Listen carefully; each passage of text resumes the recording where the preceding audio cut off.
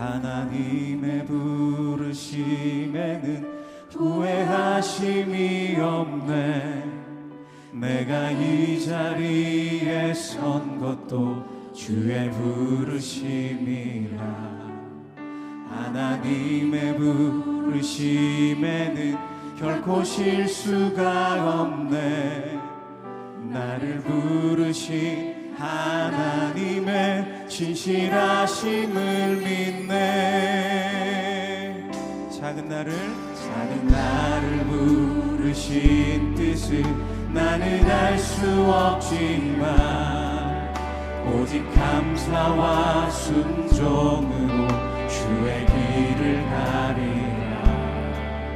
때론 내가 연약해져도 주님 날 도우시니 주의 놀라운 그 계획을 나는 믿으며 살리.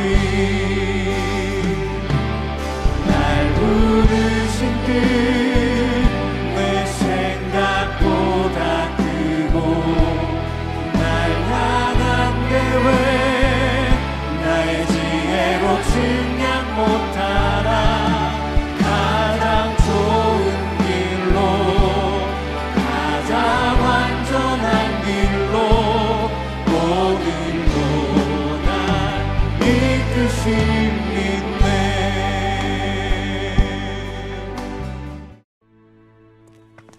예루살렘으로 올라가는 길에 예수께서 그들 앞에 서서 가시는데 그들이 놀라고 따르는 자들은 두려워하더라.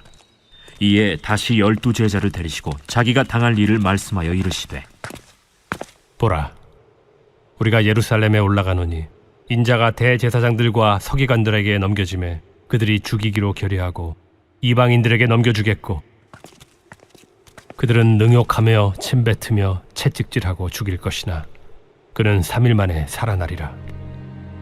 세베대의 아들 야고보와 요한이 주께 나와 여짜오되, 선생님이여, 무엇이든지 우리가 구하는 바를 우리에게 하여 주시기를 원하옵나이다.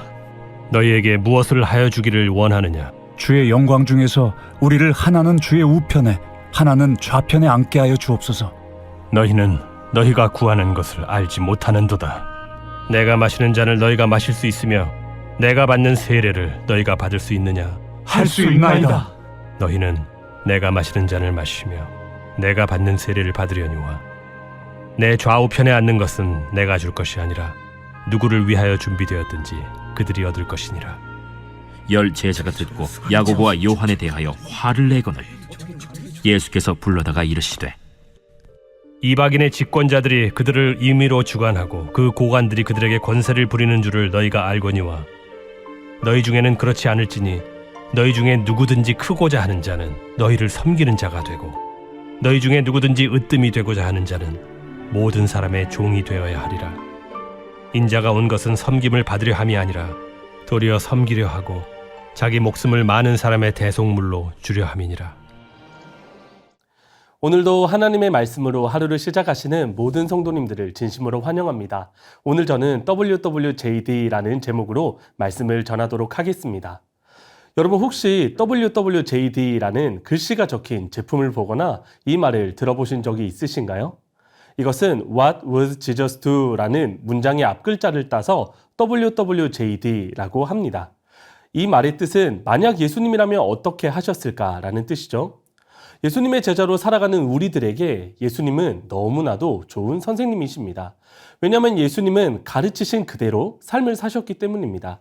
그렇기 때문에 매일의 삶 속에서 예수님이라면 어떻게 하셨을까? 이렇게 질문하는 것은 우리에게 너무나도 중요합니다. 오늘 본문 말씀을 통해 예수님의 제자인 우리가 예수님이 어떻게 하셨는지를 살펴보며 예수님의 제자로 살며 기억해야 할 것을 함께 나누고자 합니다. 먼저 예수님의 제자로 살아가는 우리들은 하나님의 뜻을 확실하게 알아야 합니다. 오늘 본문은 예수님이 마가복음 본문 내에서 세 번째로 자신이 고난을 받고 죽을 것을 그리고 다시 부활하실 것에 대해서 말씀하시는 장면입니다. 세 번째로 설명을 하실 때는 이전에 설명을 하셨을 때보다 훨씬 더 분명하고 확실하게 설명을 하십니다. 예수님은 하나님의 뜻에 대해서 확실하게 아셨습니다. 그러니 3번이나 예수님의 고난과 부활에 대해서 제자들에게 말씀하실 수 있었던 것입니다. 사실 자신의 죽음에 대해서 말하기란 쉽지 않을 것이다 라고 생각을 합니다. 그러나 예수님은 하나님의 뜻에 대해서 확실하게 아셨기 때문에 제자들에게 3번이나 반복하여 말씀을 하신 것입니다. 또한 예수님은 야고보와 요한과의 대화를 통해서 하나님의 뜻이 무엇인지 제자들에게 말씀해 주십니다. 크고자 하는 자는 섬기는 자이며 으뜸이 되고자 하는 사람은 모든 사람의 종이 되어야 한다라고 말씀을 하십니다. 그리고 이렇게 말씀하셨습니다.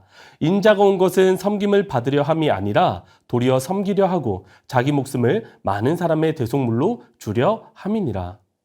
그러나 예수님과 함께 했던 제자들의 모습은 어떠했을까요? 예수님과는 달랐습니다. 예수님은 하나님의 뜻인 자신의 죽음과 부활에 대해서 이야기를 했을 때 제자들의 반응은 어떠했을까요? 마가복음 8장에서 예수님이 자신의 죽음과 부활에 대해서 첫 번째로 말씀을 하십니다.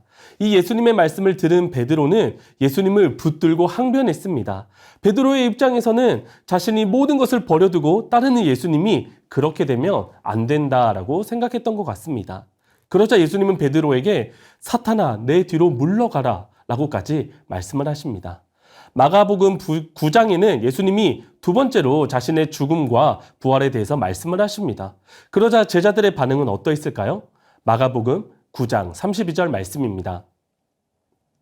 그러나 제자들은 이 말씀을 깨닫지 못하고 묻기도 두려워하더라. 제자들은 말씀을 깨닫지도 못하고 묻기도 두려워하고 있었습니다.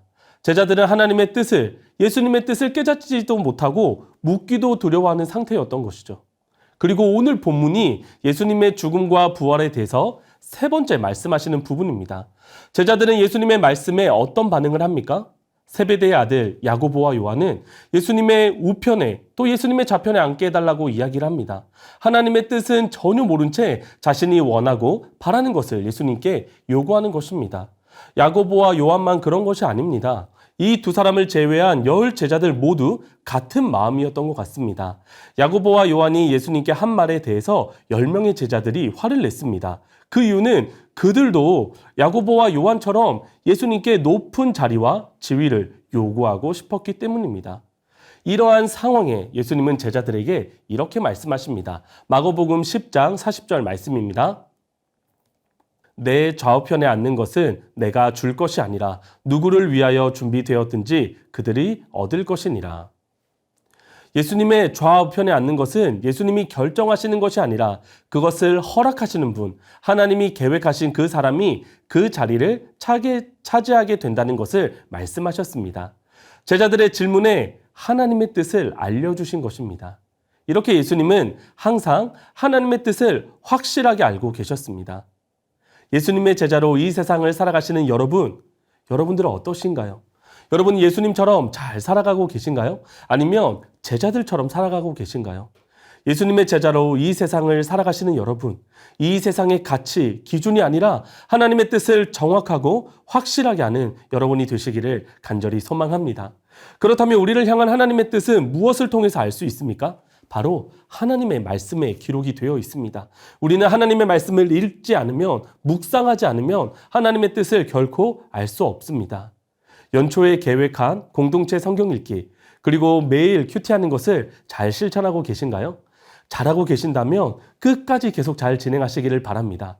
혹시 성경 읽기와 큐티가 중단되었습니까? 그렇다면 오늘부터 다시 시작하시기 바랍니다. 하나님의 말씀을 항상 가까이 하여 하나님의 뜻을 확실하게 알아 예수님처럼 이 세상을 살아가시는 모든 성도님들이 되시기를 간절히 소망합니다. 두 번째로 예수님의 제자는 하나님의 뜻을 행하며 살아야 합니다. 오늘 본문 마가복음 10장 32절 상반절에 보면 이렇게 기록되어 있습니다. 예루살렘으로 올라가는 길에 예수께서 그들 앞에 서서 가시는데, 예수님은 제자들과 함께 예루살렘으로 가십니다. 예루살렘으로 간다는 것은 예수님을 반대하는 사람들이 있는 곳으로 가는 의미입니다. 더 정확하게 말하면 예수님은 죽기 위해서 예루살렘으로 가시는 것입니다. 그때 예수님의 모습은 어떠합니까? 예수님은 제자들과 많은 무리에 앞장서서 가십니다. 많은 무리 뒤에서 근심하며 걱정하며 가신 것이 아니라 예루살렘을 향하여 당당하게 가십니다. 그러니 예수님의 제자들도 거기에 있던 많은 무리들도 놀라게 된 것입니다. 예수님은 우리와 같은 사람의 모습으로 이 땅을 사셨습니다. 사람이라고 한다면 죽음을 이렇게 당당하게 맞이하는 것은 정말 쉽지 않은 일이라고 생각합니다. 그러나 예수님은 어떻게 하셨습니까? 하나님의 뜻을 정확하고 확실하게 알 뿐만 아니라 하나님의 뜻대로 행하며 사셨습니다. 또한 오늘 말씀에 큰 자는 섬기는 자, 으뜸이 되고자 하는 자는 모든 사람의 종이 되어야 한다라고 말씀을 하셨습니다. 그리고 예수님이 이 땅에 오신 목적이 섬김을 받으려고 하는 것이 아니라 섬기려 하고 그 절정의 모습으로 예수님의 목숨을 많은 사람들에게 대속물로 주기 위해서 이 땅에 오셨다라고 말씀을 하셨습니다. 예수님은 말로만 가르치신 것이 아니라 말씀하신 대로 사셨습니다. 예수님은 사람들을 찾아다니시며 가르치시고 치유하시고 전파하셨습니다. 이 자체가 섬김의 모습입니다. 제자들의 발을 씻겨 주시기도 하셨습니다. 또한 이 섬김의 절정은 사람을 창조한 하나님이신 예수님이 창조물인 인간에 의해 죽임을 당하기까지 하셨습니다. 죄는 사람이 지었고 죄의 값은 우리가 감당을 해야 되는데 아무런 죄가 없으신 예수님이 우리가 가진 죄의 값을 십자가에 달려 죽으심으로 해결해 주신 것입니다. 엄청난 섬김과 희생을 통해 우리가 가진 죄의 모든 문제를 다 해결해 주신 것입니다. 예수님은 어떤 상황, 어떤 순간에도 끝까지 하나님의 뜻대로 사셨습니다. 마가복음 14장 36절 말씀입니다. 이르시되 아빠 아버지여 아버지께는 모든 것이 가능하오니 이 잔을 내게서 옮기시옵소서. 그러나 나의 원대로 마시옵고 아버지의 원대로 하옵소서 하시고. 여러분, 예수님이 어떻게 항상 하나님의 뜻대로 사셨을까요? 예수님의 습관을 통해서 알 수 있습니다. 바로 기도입니다. 예수님은 새벽 미명에 습관을 따라 항상 기도하셨습니다. 십자가 사건을 앞두고도 하나님의 뜻과 자신의 뜻 사이에서 기도를 통해 하나님의 뜻에 순종하는 모습을 보여주십니다. 하나님의 말씀을 통해 하나님의 뜻을 알 수 있다면 하나님의 뜻에 순종할 힘과 능력은 오직 기도를 통해서만 가능합니다. 우리가 기도할 때 성령께서 하나님의 뜻대로 살아갈 힘도 능력도 주시는 줄 믿습니다. 우리가 3월 3일 주일부터 사도행전 말씀을 통해 큰 은혜를 받고 있습니다. 예수님이 승천하심으로 하늘이 달라졌습니다. 하나님의 뜻을 제대로 알지도 못했고 하나님의 뜻대로 살지도 못했던 제자들이 어떻게 놀라운 증인의 삶을 살아가게 되었습니까? 바로 기도를 통해 약속하신 성령으로 말미암아 증인의 삶을 살아갈 수 있게 되었습니다. 여러분, 우리가 예수님을 믿고 이 세상을 살아간다라는 것은 예수님의 제자로 살아가는 것을 말합니다. 예수님의 제자는 예수님처럼 살아가야 합니다. 하나님의 뜻을 정확하고 확실하게 알아야 합니다. 그렇기 때문에 여러분, 항상 말씀을 가까이 하십시오. 항상 말씀을 듣고 읽고 묵상하는 저와 여러분이 되기를 간절히 소망합니다. 그리고 하나님의 뜻대로 살아가시기를 소망합니다. 하나님의 말씀을 통해 하나님의 뜻을 정확하게 또 확실하게 알 뿐만 아니라 기도를 통해 하나님의 뜻대로 살아갈 힘과 능력을 얻어 하나님의 뜻에 순종하며 그 뜻대로 살아가십시오. 그래서 말씀과 기도로 예수님처럼 예수님의 제자로 이 세상을 살아가는 저와 여러분이 되시기를 간절히 소망합니다. 오늘 말씀을 기억하며 함께 기도 제목을 읽고 기도하겠습니다. 날마다 하나님의 말씀을 읽고 듣고 묵상하며 하나님의 뜻을 알아가게 하소서.